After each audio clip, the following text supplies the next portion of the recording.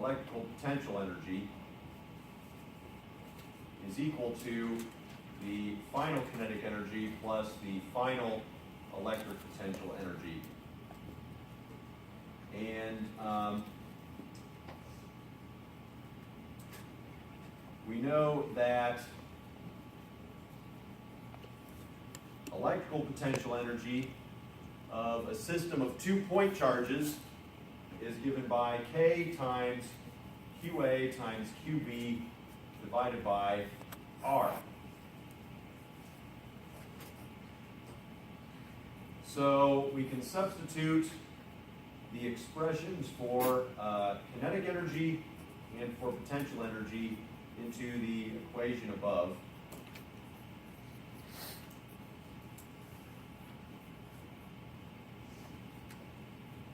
We're dividing by R initial on the left.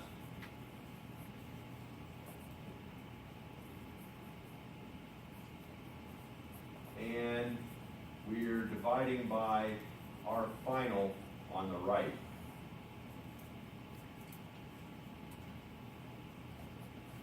Okay, so the first step in any conservation of energy problem, after you've lugged out the equation, is to decide which of those terms, if any, are going to be zero. So you can just cross them out from the beginning. So which of those terms is going to be zero?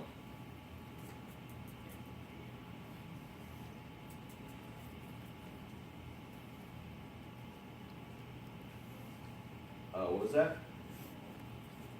Okay, right. The initial velocity is zero, so the initial kinetic energy is going to be zero. Anything else?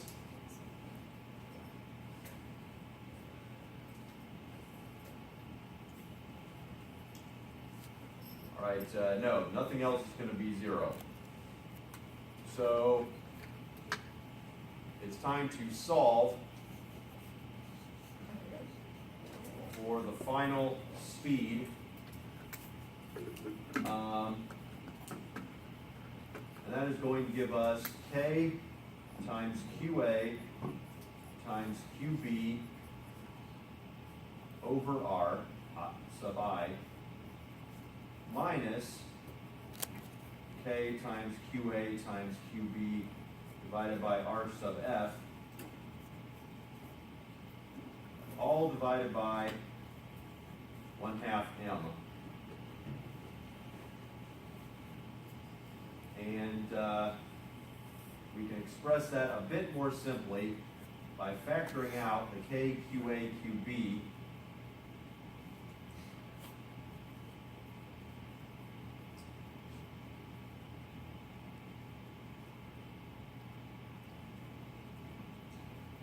and then dividing by 1/2 M is the same as multiplying by 2 over M. So we're going to put the 2 here, and we're going to put the M in the denominator.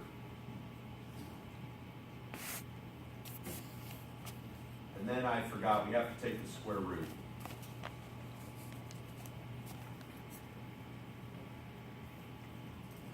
Let me move this equal sign over.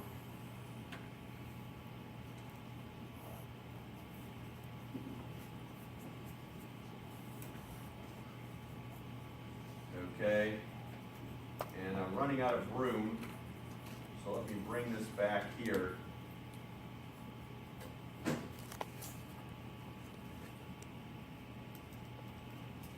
K is always 9 times 10 to the 9th, Newton meters squared per Coulomb squared. Q sub A and Q sub B are actually both equal. They're both 45.3 nanocoulombs, or 45.3 times 10 to the minus 9 coulombs. So we're just going to square that and divide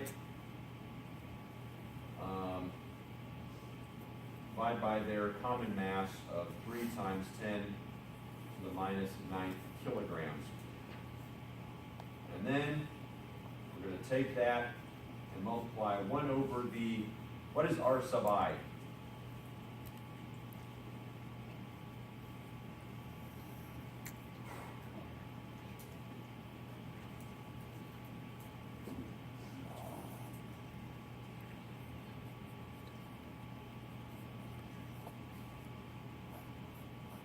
R is the separation distance, so what is the initial separation distance? Yeah, 0.0254 meters.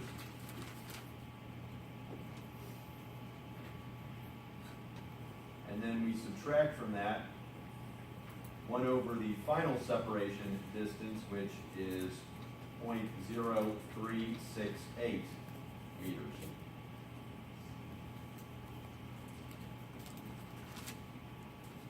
And this should give us 385 meters per second.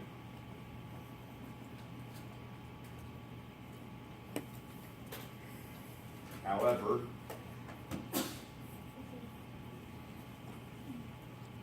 let me check and make absolutely sure.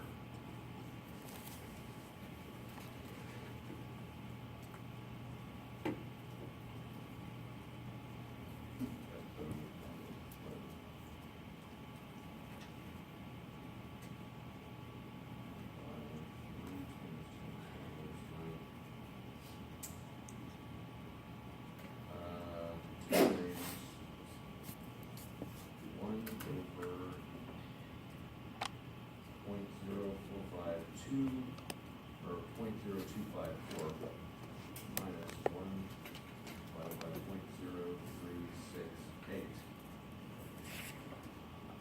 0.0368. Okay, that's what I'm getting, or close to it. It's actually closer to, what we got is closer to 388. But that's close enough. Discrepancy is just rounding error.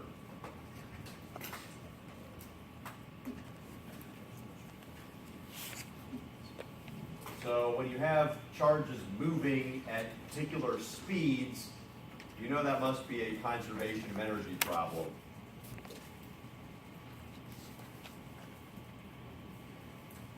I guess we're done saving now. So let's see, we already did this one. We already did this one.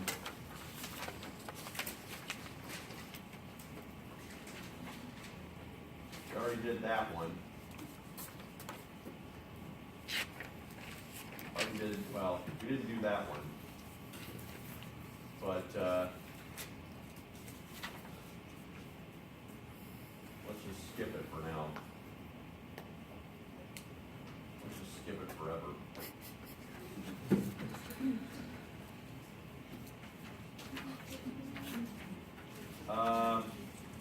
We didn't do number 4 yet.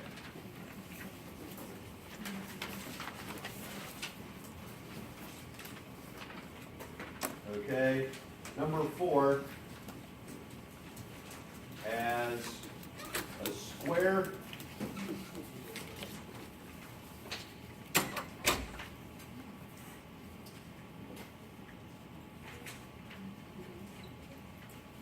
with 2 negative or 2 positive point charges on the bottom corners.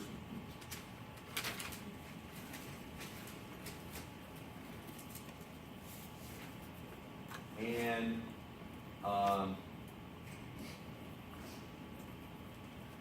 I guess those are the only source charges.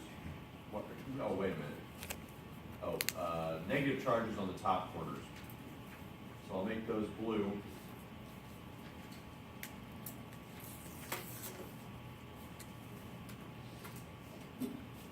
And we need to calculate how much work it takes to bring a third positive probe charge in from infinity and place exactly in between the 2 negative charges. So this is the point P that we're interested in. And let's name these charges Q1, Q2, Q3, and Q4. So what's the first thing that we have to do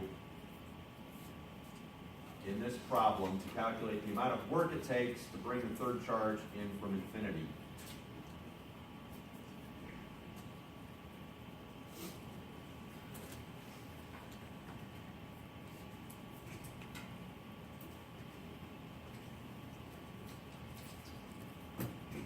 Well, the work that we have to do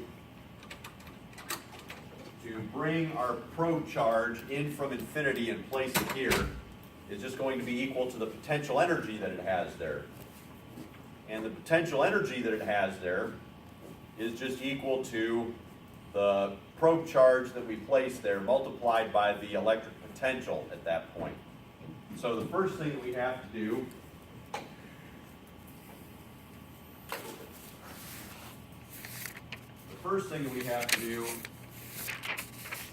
is find V at point P.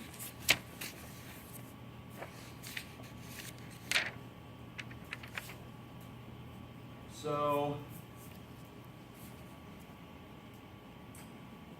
the potential produced by a point charge at a distance r away from it is simply given by K times Q over R.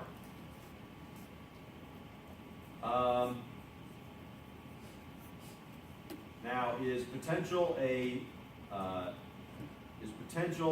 vector or a scalar?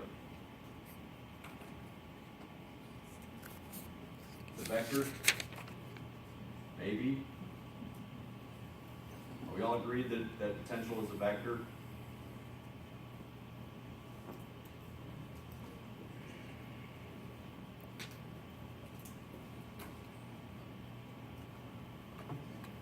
Huh? A magnitude. Well, that isn't one of your choices. I give you two choices: scalar or vector. Okay. Yeah, electric potential does not have a direction. Okay, it's just a number and a unit. That's it. Of course, it also has a sign, but it does not have a direction. So it's much easier to deal with than electric field is. However, I know that if I give you a problem like this on the exam, at least a couple of you, if not dozens, will set up a vector diagram where you have, vectors being produced by each of these four charges, and then you break them into x and y components, and add the x components, and add the y components, and all that sort of thing. And so you waste half the exam time doing something totally unnecessary and wrong. Okay? All you have to do is add them like regular old numbers. V is equal to V1 plus V2 plus V3 plus V4.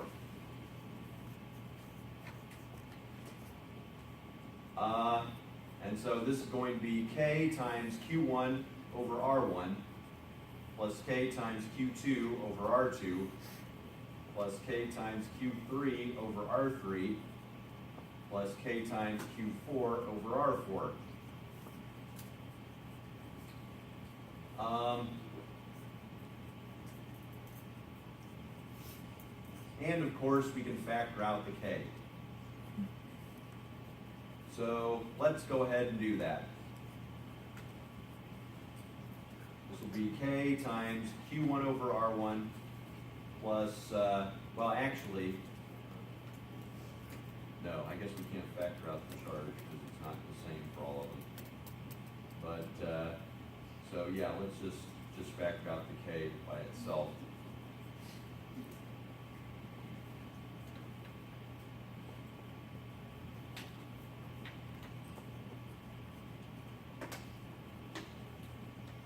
All right, so K is always 9 times 10 to the 9th Newton meters squared per Coulomb squared.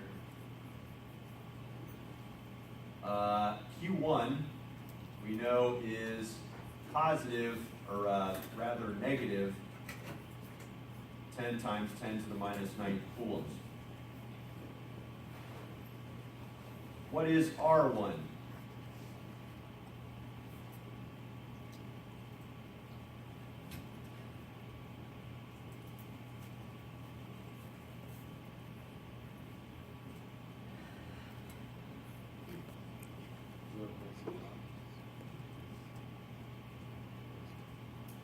I have one vote for 0.25. Does anybody want to argue with that? Well, it's just 1/2 of an edge length, the distance from 1/4 to the midpoint of an edge.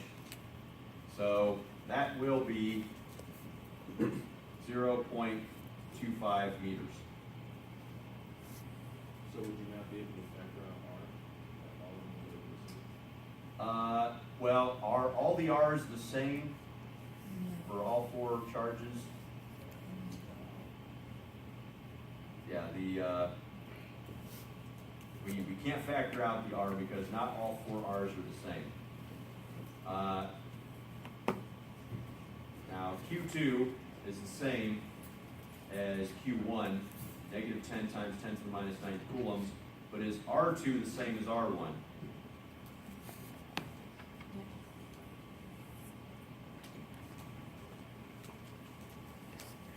I think so, yeah.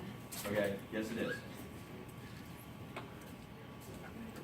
All right. Now Q3 is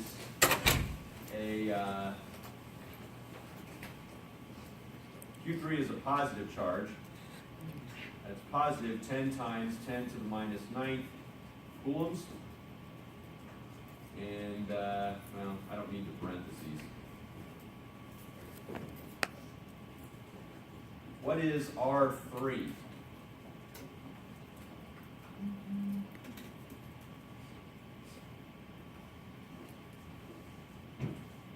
We have to use the Pythagorean theorem. Yes, we would.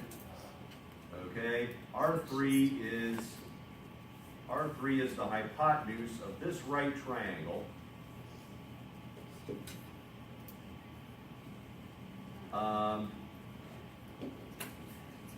And so R3 is going to be equal to the square root of what squared plus what squared? 0.5 squared plus 0.25 squared. Okay, right. One side of the triangle is half an edge length, the other is an entire edge length. And so let's see, that gives us square root of 0.5 squared plus 0.25 squared is 0.59 meters. So let's go ahead and plug that in.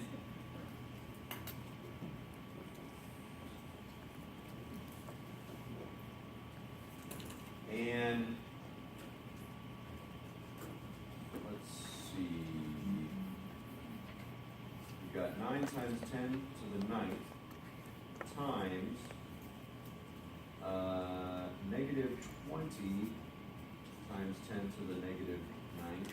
Don't you need to add 4, or are you just doing that already? Oh, wait a minute, I forgot about Q4. Thanks for saying something. Okay, Q4, well, that's also a positive charge. That's also 10 times 10 to the minus 9 coulombs. And what is R4? Same as R3. Right. It's the same. All right, so now, that's 0.25, divided by 0.25, plus 20 times 10 to the minus 9, divided by 0.559. And that is giving me negative 398 volts.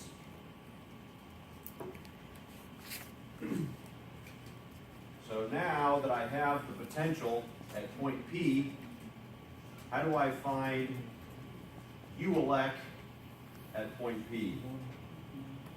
Or I should say U elect, the electrical potential energy of the probe charge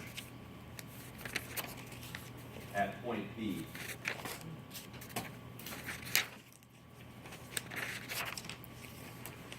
If I have the potential How do I find the electrical potential energy? Huh?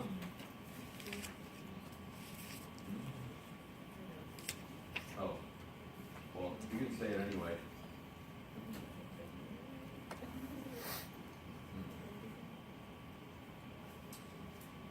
Well, electric potential is charge, is electric potential energy divided by charge, or the electric potential energy per unit charge. So if you have the electrical potential energy per unit charge, and you want to find the potential energy, how do you do it?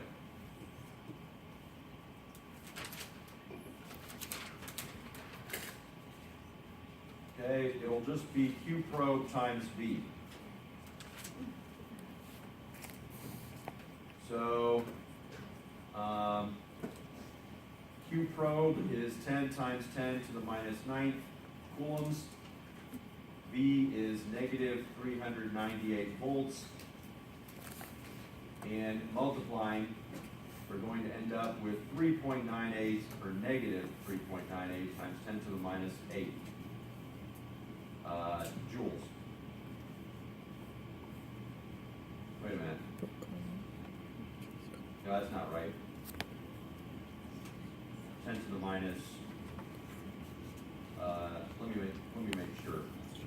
This is 3.98 times 10 to the second. Times 10 to the second. Oh, there's another 10 here though. 10 times 10 to the minus 9. Okay. So, yeah, that's going to give us my negative 3.98 times 10 to the minus 6. Now, I do take off points for incorrect units. And students have the darndest time remembering the units of these quantities. So, Where did you find Q probe from? oh, that's the probe charge we're bringing in from infinity. Okay, that is Q probe. So we bring this 10 nanocoulomb point charge in from infinity and we place it there. That is our probe charge. But why do you choose it to be positive? Like, Well, that's just what it tells us in the problem. where? There's two identical ones. See, we're bringing in a third charge here. Okay, cool, gotcha. You know what? That's not a third charge, that's a fifth charge.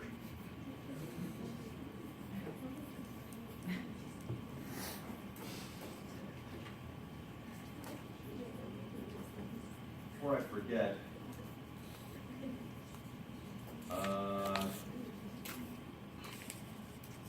let me change that. What's the third positive charge? That's true. But I still don't like the wording there.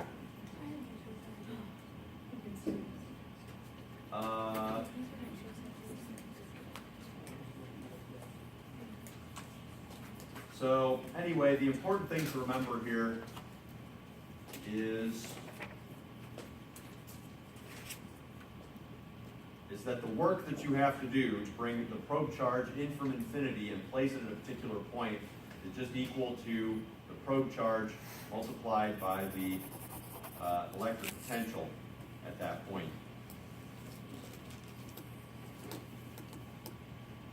Okay, what problem is this again?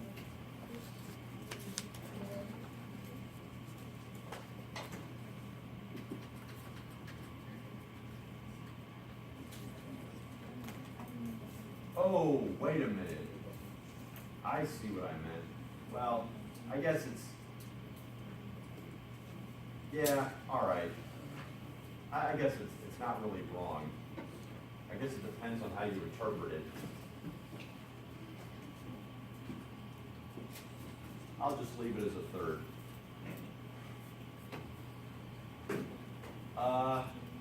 Okay. So, let's see. It looks like we've done everything except the praying mantis problem.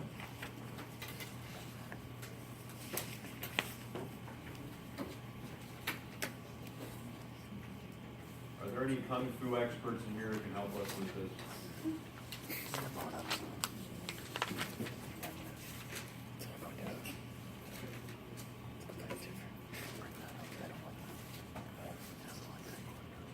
All right. So anyway, here we have the lens, and here we have praying mantis.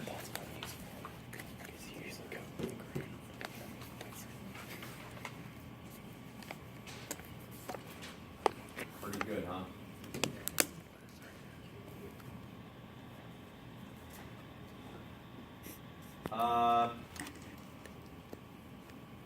So if we want to find the image distance,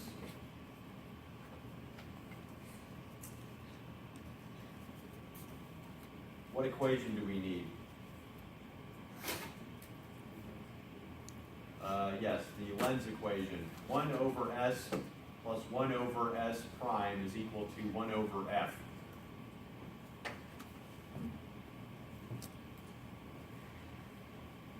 And which of these is the image distance? S prime. Yes, s prime is the image distance. So we need to solve for that. And I don't want to lose anybody, including myself. So let's, first of all, get 1 over s prime by itself by subtracting 1 over s from both sides. And then,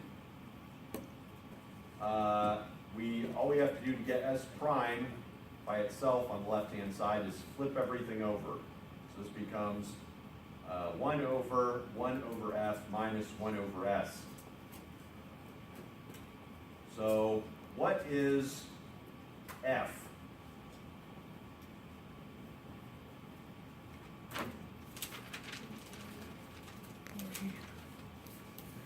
Well, here is the optical axis. Here is the focal point. So what is little f?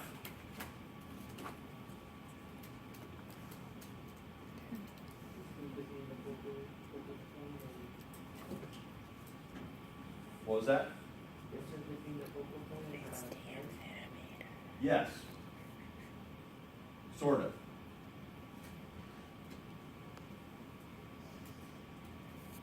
So, what about a number? Can anybody give me a number? 10 centimeters? So we just plug in 10 centimeters here? Huh? Okay. Well, we probably, just to keep, to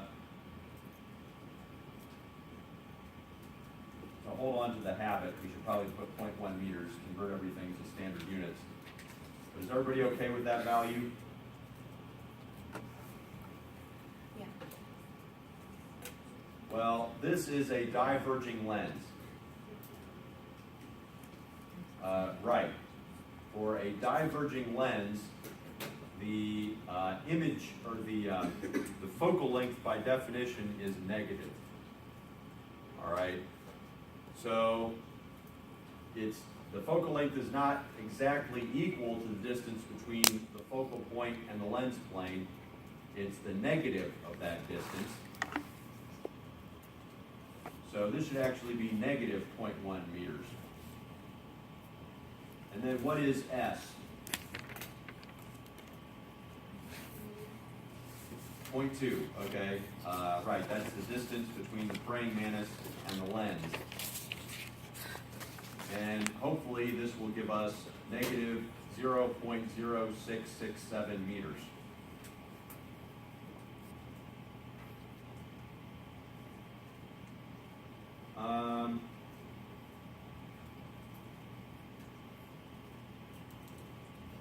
Oh, wait a minute, that doesn't matter. Okay.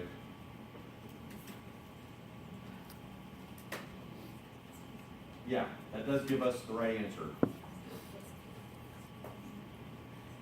So, Of course, we have to draw a box around it.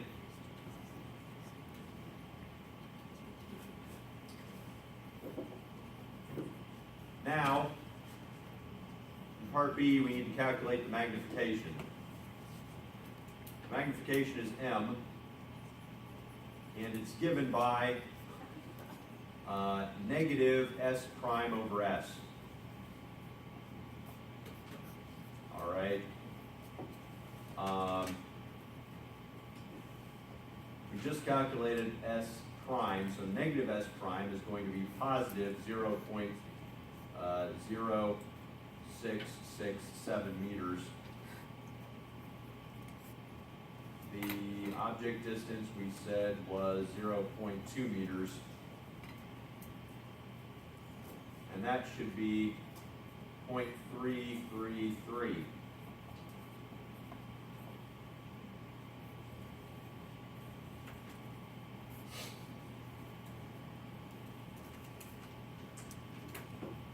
And I suppose that makes sense. Okay? And now, in part C, we want to calculate the height of the image.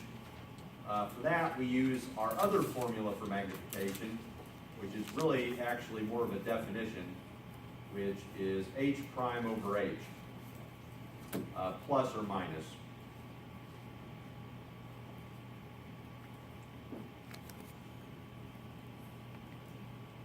Now, in this case, we already know that the magnification is positive, all right? So we're going to use the positive sign rather than the negative. And so let's just make this a positive and then solve it for the image height. So this is going to be h prime is equal to mh, where 0.333 times 10 to the,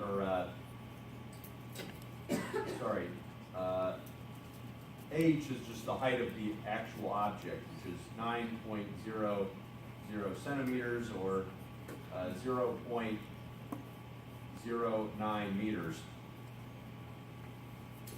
And so that will just be 0.0300 meters.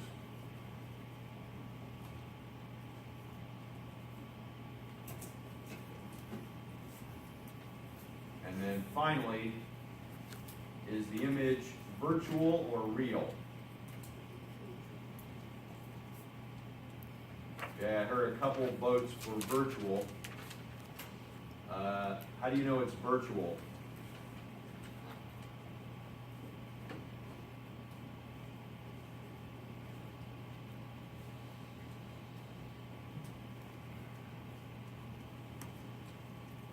Well, you must have known it was virtual somehow. Did you like flip a coin? Diverging lens. Huh? Diverging lens always virtual. The diverging lens? Lens. Oh, the lens. Oh, okay. All right.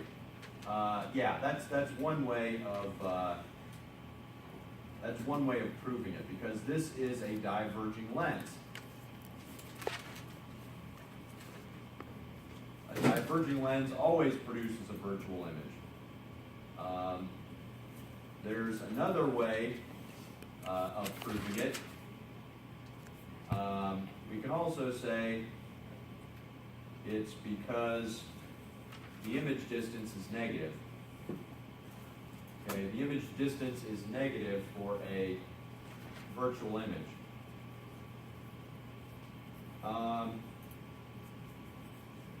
And we can also say that's because M is positive, because a virtual image is always upright.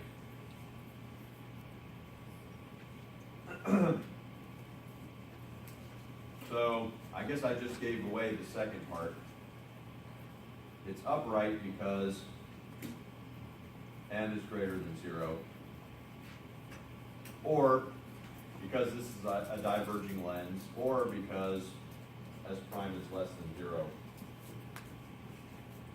And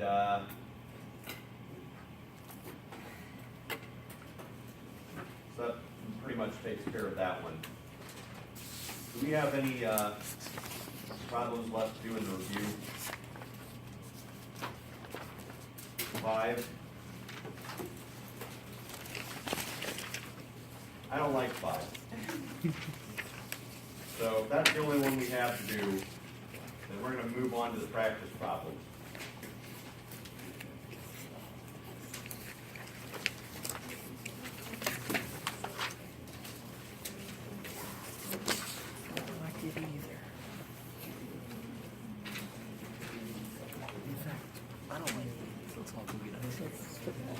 Dude, no. 25 per man. Blue parking lot, let's all go be nice. Okay, I guess we're done saving now. Very cool. On the physics. You turn them all upside down, see who falls. And you laugh at them. All right, This is since we're starting the practice set, we begin with the conceptuals. What you pass clears doesn't fall out. real. First of all, with a ray tracing diagram. The body even up to it. This is a converging lens. And so the first ray that is Use my paper. the first ray that's coming in parallel to the optical axis, None of that. Nope. is going to go where? Away. It's going to vanish. Yeah, you seem quite familiar with it. Okay. Oh. Okay. Well, let's take a vote. Someone has just suggested that we skip ray tracing and go to the point chart problems. So, I'd like to at least do like one ray tracing. at least one, Yeah. do the diverging one, please. Okay. What was that? The third one. What is the third one? Diverging. What, Joey? I was just gonna say, can we work through one and then maybe just give us the answers for the rest? So we can- Oh. so we can check them again? You mean the ray tracing Yeah. problems? Ray tracing, yeah. Okay. Well, the answers are already given though. I mean, like with the ray, with the. Oh, you mean actually yeah, draw the rays? Actually, just draw it out. Just draw them out.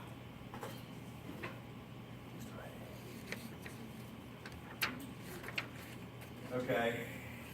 Well, which of the 3 ray tracing problems would you like to do? The one with, we have 2 converging lenses and 1 diverging lens. Okay. So we have a ray coming in parallel to the optical axis, and for a diverging lens, where does it go from there?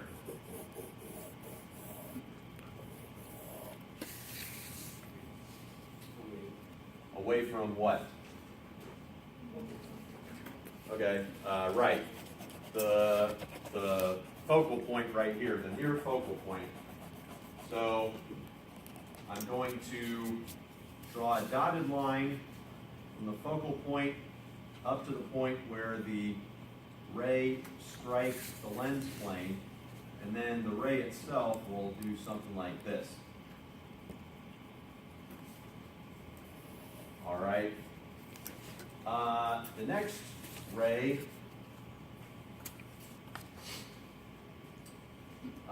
goes through the center, or to the center of the lens. Okay, so let me draw that ray really quick. Where does that ray go after it hits the center of the lens? Keeps going. Right, it keeps going in the same direction.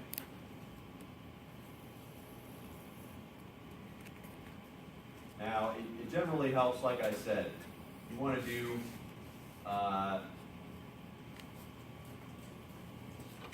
want to look at the slope here. this is over 6 and down 3.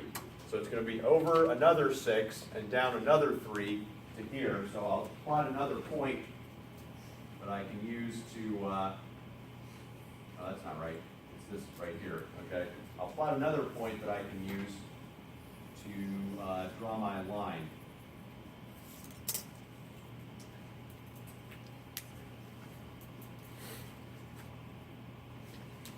Okay. Did I send out an email telling people to bring straight edges? You said it in class. Oh, okay. I should probably send out an email as well.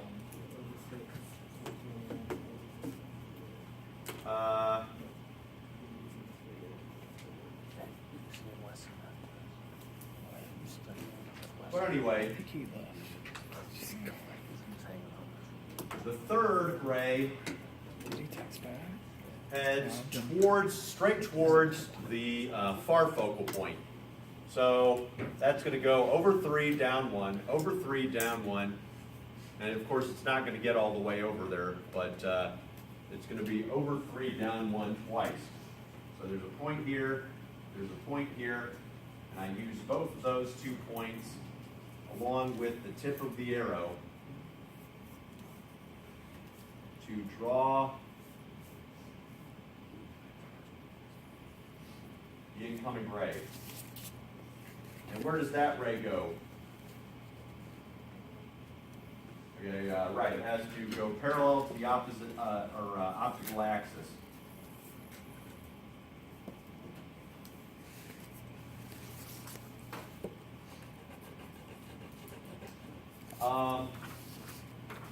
So now, how do I find the location of the image of the tip?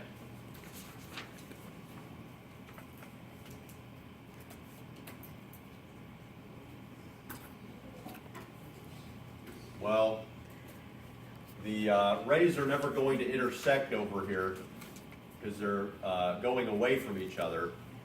So we have to trace them back to where they seem to be coming from. All right? In other words, we take the rays on the right side of the lens and we trace them back to the left side of the lens,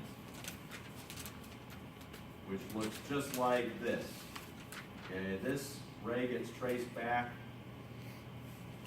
this ray gets traced back, and this ray gets traced back along the path it actually travels since it didn't change direction. And we end up with our image arrow right there.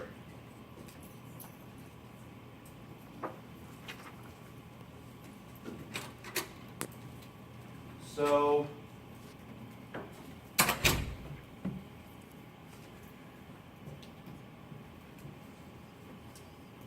can you see where we got our object distance of 6 centimeters?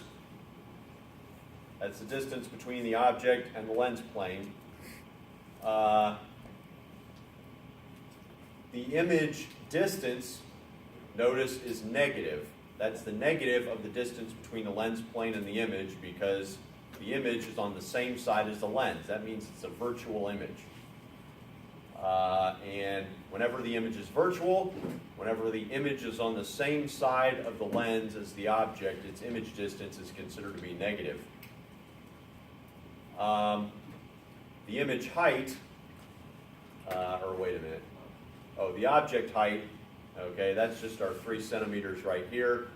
The image height is just our 1 centimeter here. And the magnification is just going to be the image height divided by the object height, which is 1/3 or 0.33. We know this is a virtual image because it's on this, because there are no rays actually passing through it. And we know that it's upright because that's the way we drew the arrow. All right.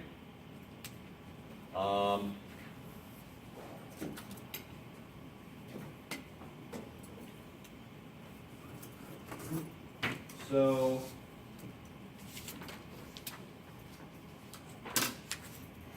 I could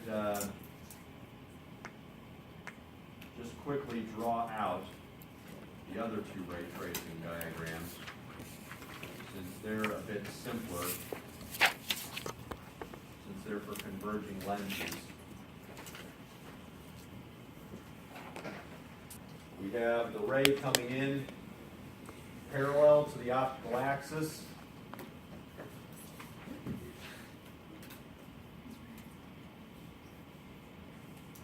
Which goes through the focal point on the far side. Uh-oh.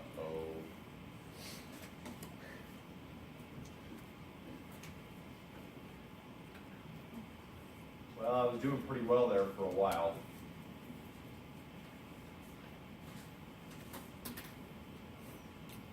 I didn't think that was going to happen again.